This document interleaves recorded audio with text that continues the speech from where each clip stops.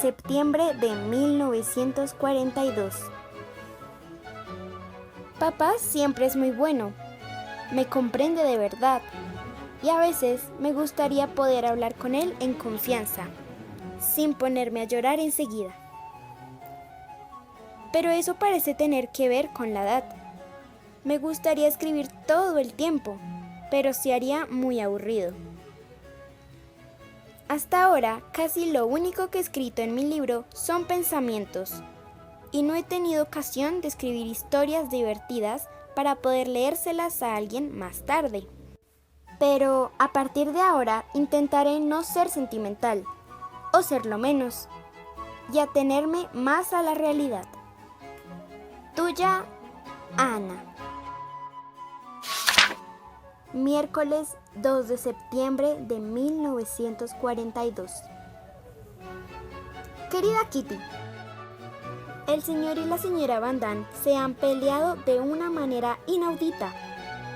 Nunca he visto cosa igual en mi casa, pues mis padres se guardarían mucho de hablarse gritando de aquel modo. La causa fue una tontería que no valía la pena. ¿Qué le vamos a hacer? Cada uno es como es. Esto es, naturalmente, menos divertido para Peter, que está siempre cogido entre uno y otro. Pero perezoso como es, y por añadidura, delicado, nadie lo toma en serio. Ayer se puso tonto porque la lengua se le puso azul en vez de roja, singularidad que por otra parte desapareció en un momento. Hoy tiene tortícolis y se pasea con una bufanda arrollada al cuello. El señor Van Damme, a su vez, se queja del lumbago. Es un experto en los dolores del corazón, el pecho y los riñones. Yo creo que es un verdadero hipocondriaco. Se dice así, ¿verdad? Las relaciones entre mi madre y la señora Van Damme no son precisamente muy buenas. La verdad es que hay motivos de queja. Para darte una pequeña muestra, del armario donde se guarda en común la ropa blanca, la señora Van Damme ha retirado sus sábanas, dejando solo 3, y le parece natural que la lencería de mi madre sirva para todo el mundo. Se va a sentir muy decepcionada al ver que mi madre ha seguido su ejemplo. Otra cosa, la señora Van Damme está molesta y no lo disimula, porque nos servimos de su vajilla y no de la nuestra. Y por todos los medios trata de saber dónde hemos metido nuestra vajilla.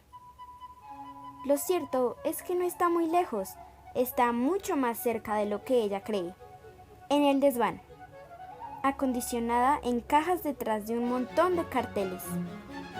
No hay manera de encontrar la vajilla, lo que debe interpretarse en el sentido de que tomamos precauciones por si nuestra estancia se prolonga. A mí siempre me ocurren desgracias. Ayer, por ejemplo, se me cayó un plato sopero de la vajilla de la señora Van Damme y se hizo pedazos. Ya podías tener un poco de cuidado, me gritó furiosa. Esta vajilla es todo lo que poseo. En estos últimos días, el señor Van Damme se desvive para atenderme. Si esto le satisface. Esta mañana mi madre me ha abrumado otra vez con sus sermones. No puedo soportarlos. Nuestras opiniones son completamente opuestas. Mi padre es un encanto. A veces se enfada conmigo, pero ese enfado no dura nunca 5 minutos.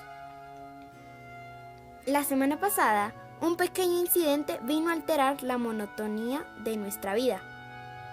Se trataba de un libro sobre la mujer, de Peter. A título de información, a Peter y a Margot se les permite leer los libros que nos presta el señor Coupage, pero tratándose de un libro sobre un tema tan delicado, se consideró que solamente debía ser leído por las personas mayores. Esto bastó para despertar la curiosidad de Peter. ¿Qué podía haber de prohibido en aquel libro? Se lo quitó a hurtadillas a su madre mientras estaba hablando con nosotras, y se fue al desván con el botín. La cosa fue bien durante unos días. La señora Van Damme se había dado cuenta de los manejos de su vástago, pero no decía nada a su marido, hasta que éste lo sospechó. Se puso fuera de sí, pero consideró que, con recobrar el libro, el incidente quedaba liquidado. El hombre no contaba con la curiosidad de su hijo, que no se dejó intimidar lo más mínimo por la cólera paterna. Peter pretendía leer hasta el final, por todos los medios, el libro, que era muy interesante. Entretanto, la señora Van Damme había solicitado la opinión de mi madre. Mi madre opinaba que este libro no estaba indicado para Margot, aun cuando le permitía leer la mayor parte de los demás que teníamos. Entre Margot y Peter hay una gran diferencia, señora Van Damme, dijo mi madre. En primer lugar, Margot es una muchacha, y no ignora usted que las jóvenes suelen estar más adelantadas que los muchachos. Además, como Margot ha leído ya bastantes libros para personas mayores, no siente ninguna inclinación por los libros prohibidos. Y por fin, Margot, con sus 4 cursos de segunda enseñanza, está más ilustrada y ha desarrollado más su inteligencia. La señora Van Damme estuvo de acuerdo con mi madre, pese a no aconsejar que se permitiese a los jóvenes la lectura de libros para adultos.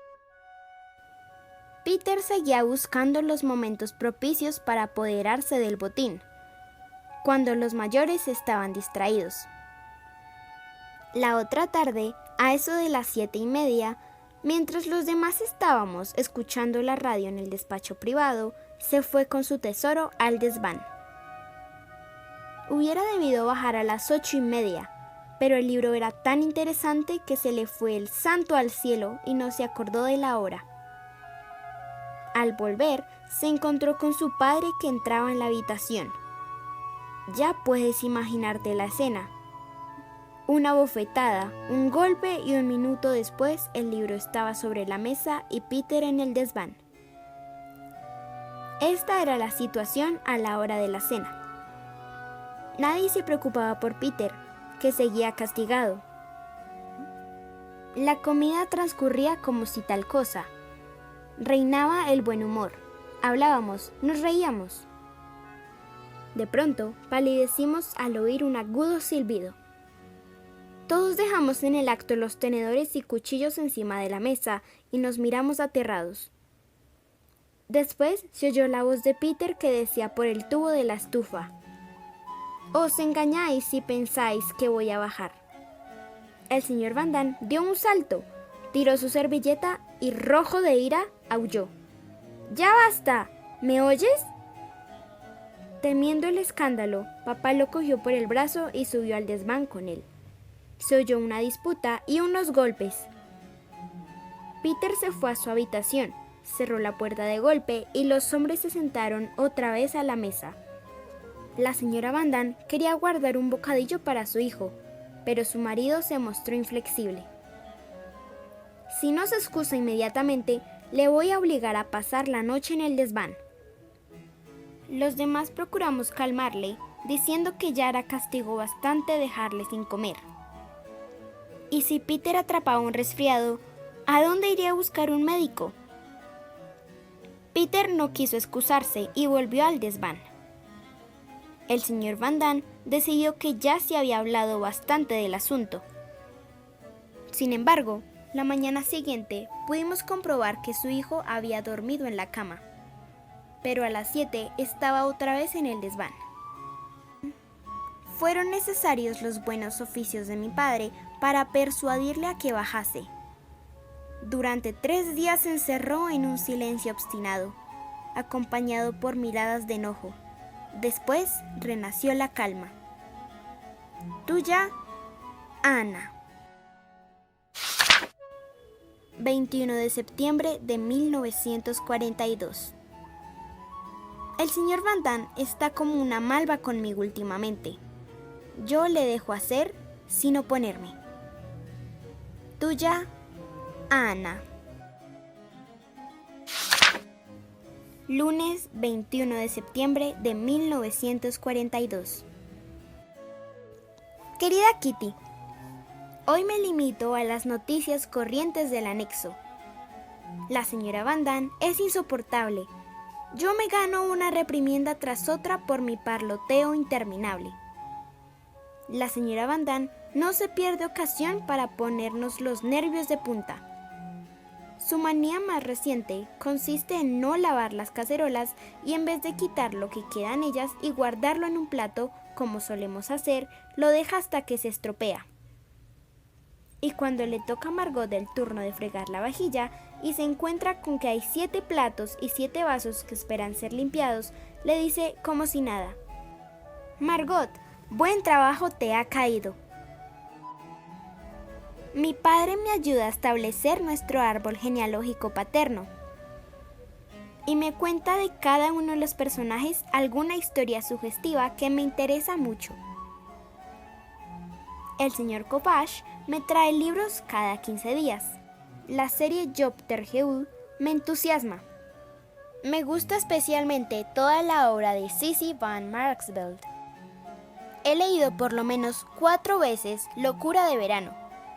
Y cada vez vuelvo a reírme con las situaciones jocosas que se encuentran en él.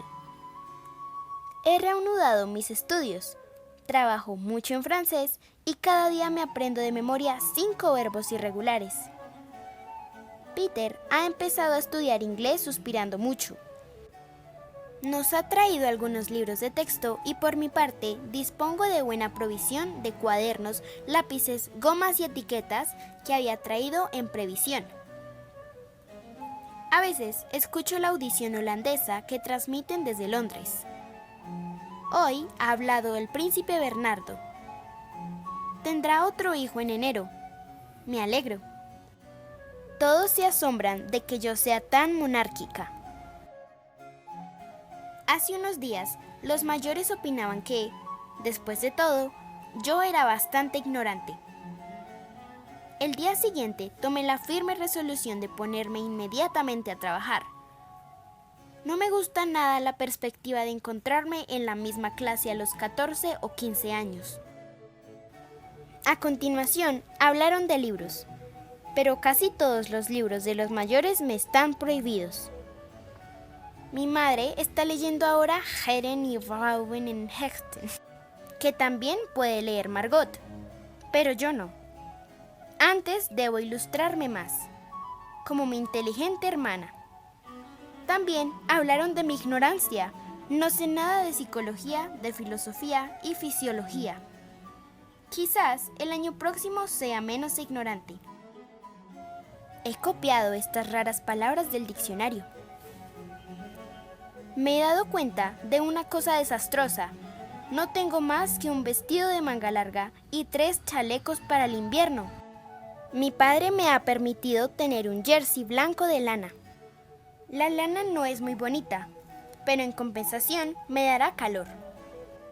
Tenemos aún vestidos guardados en casa de algunos amigos, pero es una lástima no poder recuperarlos antes de terminar la guerra. Y, además, no sabemos si nos los guardarán hasta entonces. Hace un momento apenas acababa de escribir algo sobre la señora Van Damme. Esta tuvo la ocurrencia de entrar en mi cuarto. ¡Clac! Diario cerrado. Entonces, Ana, ¿no me dejas echar una ojeada a tu diario? No, señora. Vamos, solo la última página. Sentí un gran pánico. Precisamente la última página, la señora Van Damme no quedaba muy favorecida. Tuya, Ana. Viernes 25 de septiembre de 1942. Querida Kitty, anoche estuve de visita en la casa de los Van Damme para charlar un poco, lo que me ocurre de vez en cuando. A veces se pasa un rato agradable. Tomamos bizcochos que saben a insecticida, pues la lata donde los guardan está metida en un armario ropero que huele a esto, y bebimos limonada. Hablamos de Peter. Yo dije que Peter tenía la costumbre de acariciarme la mejilla, que esto me parecía insoportable y que no me gustaban ni poco ni mucho aquellas demostraciones. Me preguntaron en un tono paternal si yo no podía verdaderamente sentir algún afecto por Peter, pues él me quería mucho, según dijeron. Yo pensé, ¡Dios mío! Y dije, ¡oh no! ¡Qué idea! Dije también que encontraba a Peter algo torpe y tímido, como todos los muchachos que no están acostumbrados a ver muchachas jóvenes. Debo decir que nuestros protectores, sobre todo los hombres, demuestran mucho ingenio. Oye lo que se les ha ocurrido para dar noticias nuestras al apoderado de la Travis, señor Van Dyck, responsable de las mercaderías clandestinas y buen amigo. Nuestros protectores remiten una carta escrita a máquina a un farmacéutico, cliente de la casa, que vive en Zelanda Meridional. Este encuentra en la carta un sobrescrito de puño y letra por mi padre, y entonces el farmacéutico se sirve de él para mandar su respuesta. Tan pronto como este llega, nuestros protectores sustituyen la carta al farmacéutico por una preparada por mi padre, dando señales de vida. La carta de mi padre se la enseñan al señor Van Dyck, dándole a entender que ha pasado clandestinamente por Bélgica y ha sido remitida vía Zelanda. Y este la lee sin desconfiar lo más mínimo. Han escogido Zelanda por ser limítrofe con Bélgica, donde el contrabando es cosa corriente, y también porque se puede ir hasta allá sin un permiso especial. Anoche, papá volvió a hacer teatro. Estaba muerto de cansancio y se fue a la cama tambaleándose. Como tenía frío en los pies, le puse mis escarpines para dormir. A los 5 minutos ya se le habían caído al suelo. Luego tampoco quería luz y metió la cabeza debajo de la sábana. Cuando se apagó la luz, fue sacando la cabeza lentamente. Fue algo de lo más cómico. Luego, cuando estábamos hablando de que Peter trata de tía a Margot, se oyó de repente la voz cavernosa de papá, diciendo, ¡Tía María! El gato Muschi está cada vez más bueno y simpático conmigo, pero yo sigo teniéndole un poco de miedo. Tuya, Ana. Domingo 27 de septiembre de 1942. Querida Kitty, mi madre ha vuelto a tomarla conmigo, como de costumbre en estos últimos tiempos. Es lamentable, pero no nos entendemos y lo mismo me ocurre con Margot. Desde luego, en casa no se dan los escándalos que a veces oyen en la de nuestros vecinos de arriba, pero no por ello la situación es menos desagradable para mí. El modo de ser de mi madre y de Margot me es totalmente extraño. Llegué a comprender mejor a mis amigas que a mi propia madre. Es lamentable. La señora Van Damme vuelve a estar de humor desesperante. Es muy caprichosa y ahora le he dado por guardar bajo llave sus cosas, lo que hace cada vez con menos disimulo. A la desaparición de un objeto de los Frank, mi madre podría contestar con la de otro de los Van Damme. Así aprendería aquella señora. Hay personas que se empeñan en educar a los hijos de los demás, además de los propios. Los Van Damme pertenecen a esta categoría. No se ocupan de Margot, por supuesto, ya que es la prudencia, la amabilidad y la inteligencia personificadas. Ahora bien, las personas mayores parecen necesitar alguna cabeza de turco, alguien a quien poder llamar díscolo e insoportable, y ahora este alguien soy yo, por supuesto. Todo lo que no puede caer sobre las espaldas de Margot, cae sobre las mías. A veces, en la mesa, los reproches, con sus correspondientes réplicas insolentes, suben de tono.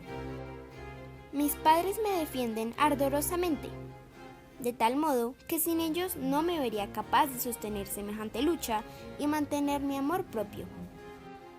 A pesar de las recomendaciones de mis padres, que me reprochan continuamente mi locuacidad y querrían que no me metiera en nada y me mostrase más dócil, confieso que cosecho más fracasos que éxitos.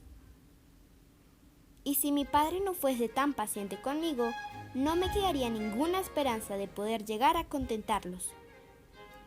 Y no son demasiado exigentes, la verdad. Si se me ocurre servirme poca legumbre o algunas patatas más, los Van Damme no salen de su asombro y aprovechan para decir que soy una niña mimada. Toma un poco más de verdura, Ana. ¡Vamos! No, señora. Gracias, contesto yo. Me basta con las patatas. Las verduras son buenas para la salud. Tu madre opina lo mismo. Vamos, toma un poco. Y sigue insistiendo hasta que interviene mi padre aprobando mi negativa. Entonces la señora estalla.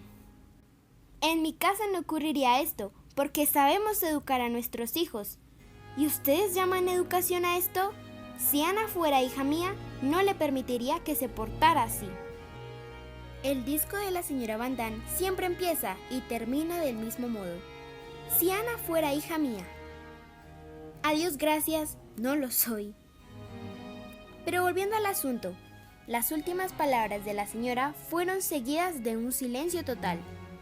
Después, mi padre repuso: yo creo que Ana está muy bien educada. Incluso ha aprendido a no contestar a los inacabables reproches que usted le dirige. Y en lo concerniente a las verduras, el reproche es especialmente inoportuno viniendo de usted.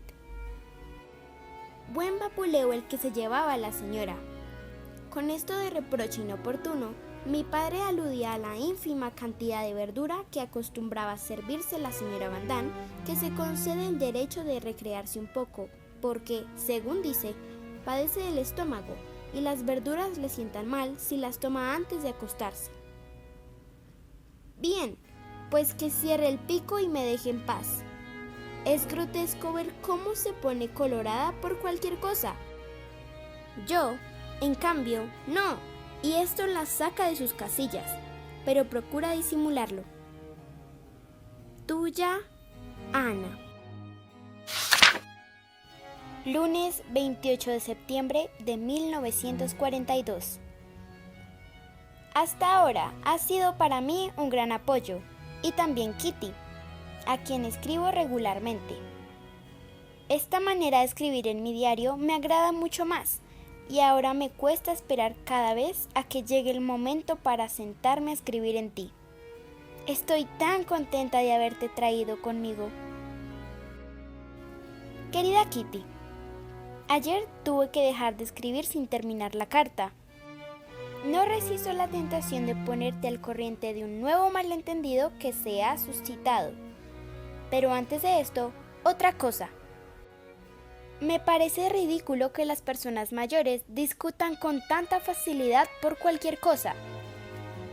Hasta ahora estaba convencida de que esto de pelearse era una costumbre de chiquillos, que desaparecía con los años. Puede producirse una verdadera disputa por una razón seria, pero las palabras ofensivas que oigo constantemente aquí no tienen ninguna razón de ser, y sin embargo, están a la orden del día. Debería acostumbrarme a ellas, pero no lo consigo, ni lo conseguiré nunca mientras estas discusiones, las llaman así en vez de disputas, se produzcan por mi causa. No me conceden ninguna calidad. En mí no hay nada bueno, absolutamente nada. Nunca acaban de criticar y de condenar mis maneras, mi aspecto o mi carácter. Ahora bien, hay una cosa a la que no me he acostumbrado: los gritos y palabras duras que me veo obligada a escuchar sin descomponerme. Esto es más fuerte que yo y no puede durar. Me niego a aguantar tantas humillaciones y voy a demostrarles que Ana Frank no nació ayer, y cuando les diga que antes de preocuparse por mi educación, se preocupen de la suya. Se quedarán de una pieza y acabarán por cerrar el pico. ¡Vaya maneras! Son unos bárbaros. Cada vez que esto ocurre, tanto desparpajo me desconcierta, y sobre todo, tanta estupidez. Señora Van Damme. Pero tan pronto como me acostumbre, y esto será pronto, le devolveré los golpes uno a uno sin ningún miramiento. Así cambiarán de tono. ¿Realmente soy tan maleducada y tan presuntuosa, tan obstinada, tan insolente, tan ignorante, tan perezosa, etcétera, etcétera, como ellos pretenden? No se me pasan inadvertidos mis defectos, pero no hay que exagerarlos tanto. Si tú supieras, Kitty, cómo estas injurias, estos insultos me hacen hervir la sangre. Esto no va a durar mucho, porque un día voy a estallar. Bueno, ya te he aburrido bastante con mis disputas. Con todo, en la mesa se desarrolló una interesante conversación, que te voy a referir con gusto. Ya no recuerdo cómo salió a relucir la legendaria modestia de Pim. Pim es el apodo que damos a mi padre. Nadie, ni aun los más idiotas, podrían negarlo. De pronto, la señora Van Damme, que es incapaz de sostener una conversación sin ponerse de ejemplo, dijo: «Yo también soy modesta, incluso más que mi marido». ¡Qué descaro! Con solo decir esto demuestra su modestia. El señor Van Damme, que consideraba indispensable aclarar lo de incluso más que mi marido, contestó con mucha calma: «No me tengo por modesto. Sé por experiencia que las personas modestas no llegan muy lejos en la vida». Y volviéndose hacia mí, añadió: «Ana, no seas nunca modesta, porque no te servirá de nada». Mi madre se mostró de acuerdo con este punto de vista, pero, naturalmente, la señora Van Damme tenía que echar su cuarto a espadas sobre el interesante tema de la educación. Por una vez, no se dirigió directamente a mí, sino a mis padres. Al hacer esta recomendación a Ana, demuestran ustedes una concepción de la vida bastante original. Cuando yo era joven, bueno, había mucha diferencia. El caso es que estoy convencida de que esta diferencia sigue existiendo, excepto en familias tan modernas como la suya. La última alusión apuntaba claramente a los modernos métodos educativos que mi madre había defendido reiteradamente. La señora Van Damme, como de costumbre, se había puesto roja como un pavo por la emoción. Mi madre, en cambio, permanecía impasible. Las personas que se ruborizan se ven cada vez más arrastradas por sus emociones y corren el peligro de perder la partida. Mi madre, cuya palidez no se había alterado, quiso liquidar rápidamente el asunto y, sin tomarse tiempo para pensarlo, contestó: «En efecto, señora Van Damme, creo que es mejor prescindir un poco de la modestia. Mi marido, Margot y Peter son excesivamente modestos. En cambio, su marido, Ana, usted y yo no lo somos. Quiero decir que no nos doblegamos fácilmente». La señora Van Damme contestó: «Mi querida señora Frank, no lo entiendo. Yo soy la personificación de la modestia. ¿Qué motivos tiene usted para dudar de ello?». Mi madre repuso: «Ninguno especial, pero la verdad es que nadie que la conozca a usted puede decir que brilla por su modestia». La señora Van Damme: «Me gustaría saber en qué se conoce que no soy modesta. Aquí, por ejemplo, si yo no me las arreglase por mi cuenta, nadie se ocuparía de mí y me dejarían morir de hambre. Esta no es razón suficiente para no admitir que soy tan modesta como su marido». Mi madre no pudo por menos que reírse de esta ridícula autodefensa. La señora Van Damme, cada vez más nerviosa, siguió hablando con su prosa salpicada de palabras altisonantes, en su original lenguaje alemán-holandés y holandés-alemán, hasta perderse en un laberinto de sus propios conceptos, y acabó abandonando la pieza. Al levantarse, se volvió para fulminarme con su mirada. Había que verla. Apenas hubo vuelto la espalda. Tuve la desgracia de mover la cabeza con un gesto de compasión, con una chispa de ironía. Lo hice casi inconscientemente, pero bastó para suscitar las iras de la señora, que se puso a proferir insultos en alemán, haciendo gala de un lenguaje bastante grosero, como una verdulera. Estaba colorada como un cangrejo. Me hubiera gustado dibujarla en tan grotesca actitud. Bueno, es una pobre mujer, una estúpida. Después de esta cena me sugirió la convicción de que, peleándose de una vez por todas, se llega a conocer a fondo a una persona y se puede juzgar sobre su carácter sin temor a equivocarse. Tuya, Ana. Martes 29 de septiembre de 1942. Querida Kitty, las personas que viven ocultas tienen a su alcance experiencias muy pintorescas. Como no tenemos bañera, nos lavamos en un barreño. Y como disponemos de agua caliente, que está en el despacho, en el piso de abajo, los 7 aprovechamos esta ventaja por turno. Y como somos muy distintos unos de otros, para algunos se plantea el problema del pudor, que cada cual posee en diferente medida. Así, cada cual tiene su rincón preferido, que utiliza a guisa de cuarto de baño. Peter lo hace en la cocina, a pesar de estar solamente separada por una puerta de cristal. Cuando se dispone a bañarse, anuncia previamente que durante media hora no se deberá pasar por delante de la puerta de la cocina, y esto le parece suficiente. El señor Van Damme se baña en su habitación, y la seguridad de estar en su casa le compensa la fatiga de subir el agua hasta el segundo piso. Mi padre utiliza el despacho privado y mi madre la cocina, tras la mampara. Margot y yo nos bañamos en el despacho de la parte anterior. Allí nos pasamos un buen rato chapoteando.